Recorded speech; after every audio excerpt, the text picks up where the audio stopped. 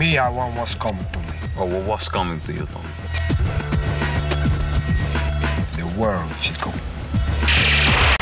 This is not a subtle portrayal of a man, who rises to power. I mean, this movie comes on, it's bigger than life, it's hyper-realistic. Fuck the fucking Diaz brothers! Fuck them all! It's violent, it's sexy, it's right there in your face. Tony Montana is probably the only drug superhero ever in a movie. Don't be calling me no fucking dishwasher. I'll kick your fucking monkey ass all over do that, man. You're not gonna do that to nobody. Come on, man. The fact that you're this dishwasher and then all of a sudden you're pushed into this world of drugs and money, and then there's this rise to power and you're calling the shots and you're wreaking the violence on people. That's the way it works. First you get the money, then you get the power, then you get the woman. In a drug dealer's mind, what more to life is there? You end up falling prey to your product.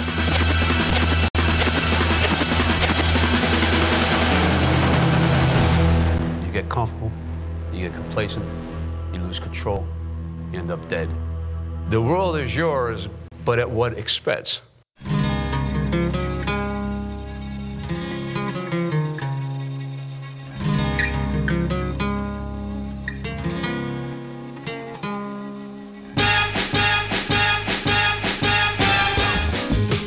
If you look at the situation in the 80s in Miami, some of the things that were happening politically and culturally just sort of lent themselves to the proliferation of drug trafficking. It was the beginning of the cocaine cowboy era. Cocaine was coming into the U.S. in record quantities. There was a strong demand for cocaine. It was just such a crazy environment. The restaurants were booming. The discotheques were just loaded. Whether it was the people that were there partying to use the drug, the people that sold it in the club. If you took the drug money out of Miami, the whole state would sink.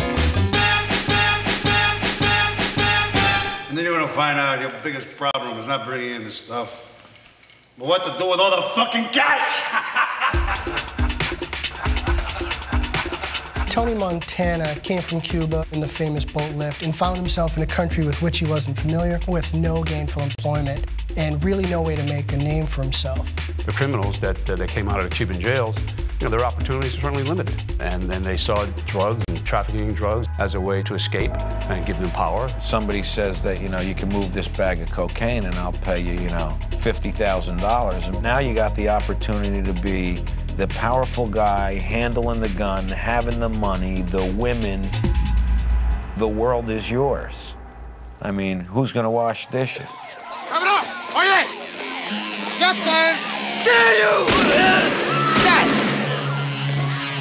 Violence is the key to succeeding in the narco-trafficking industry.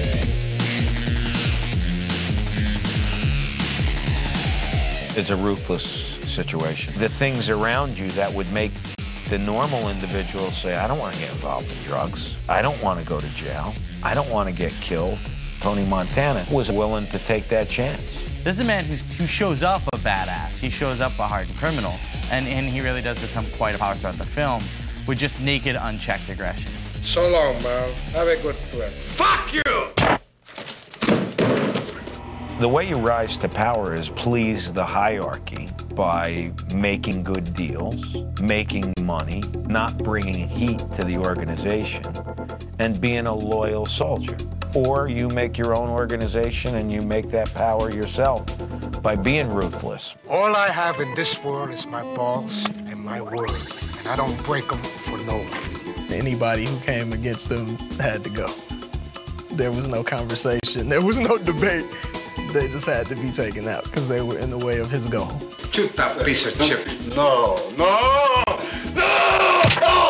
There was a drug kingpin where they killed him, killed his wife, killed his kids, threw them in a swamp in Colombia.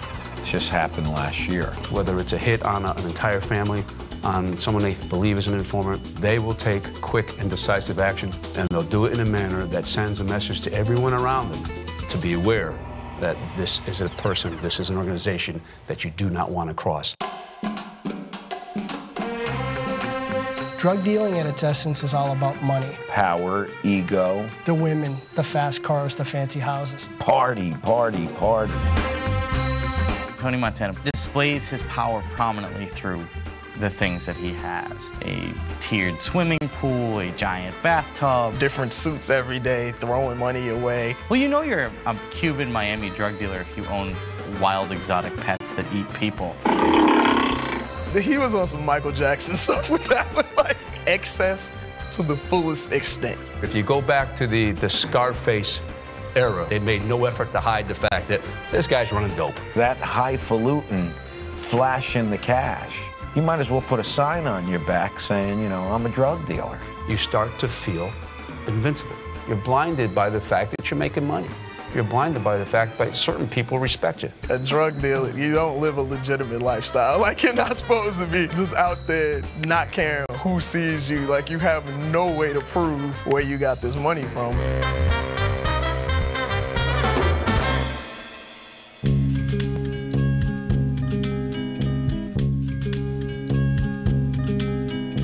Can't enter into a business like drug trafficking on a scale that we're talking about without amassing a whole lot of enemies. The most difficult part of keeping your power is staying alive. They're always looking over their shoulders for a number of reasons. It is the rival cartels. It is the other people in the drug business. It's who's going to whack me, because they all think at some point in time they're going to get killed. You know, and it's law enforcement. You don't know where it's coming from. So you always have this tremendous paranoia. And then when you get with a Tony Montana, where you're doing cocaine, it just increases that paranoia to the point where you can't function. That whole combination, it's just a mixture for an explosion. And I think Tony's paranoia really comes from the fact that he broke the cardinal rule. You don't get high on your own supply. And he was really snorting coke out of control.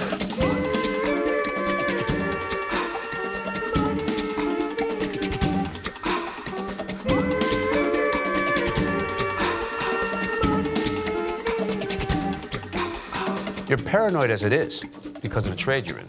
You get high on drugs, you just lose control, as he did. I think if you have a neon sign that says the world is yours in your house, you might be doing a little bit too much cocaine. You may also have too much cocaine if you're able to stick your face into a pile of it and do your cocaine that way. In the South American drug cartels, the utilization of the drug is not permitted. When I dealt with the Cali cartel, if I came in there as this wild guy like Tony Montana with my sport jacket open and sniffing cocaine and running around like a wild man and holding guns up, they wouldn't want nothing to do with me. Are there Tony Montanas out there that are wild cowboys and do cocaine? Sure there are, but not at the high level. Mandamos a este tipo solo. Sin mujer y sin hijo. No, si Sosa dice que lo hagamos ahora, lo hacemos ahora. Vamos. This fucking guy. With him calling off the assassination, it probably did eventually end up killing him because he showed a moment of weakness. One thing for sure when it comes to major drug trafficking organizations, whether it's the consumer that takes a snort or a competitor, if you show weakness, you're dead. Ultimately, at the end of this film, Tony knows his number's up. Gotta get organized here, huh? He was kind of at the end of the rope. Sad, paranoid, friendless, facing a jail sentence. It clicked in his head at some point that, you know, this is it, but I'm not going out like, you know, a peon. I'm going out in a blaze of glory. You wanna fuck with me? Okay. Wait, a couple of just...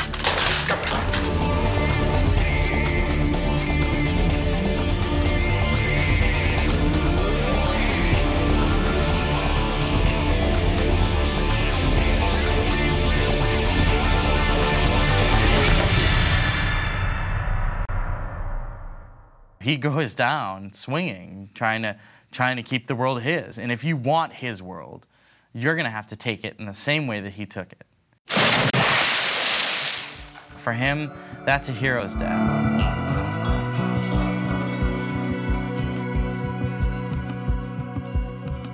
cartel leaders that cooperated with me throughout my career. They knew they were going to be rich for a while, take care of their family, live a great life during that time, but that eventually they would either go to jail or be killed.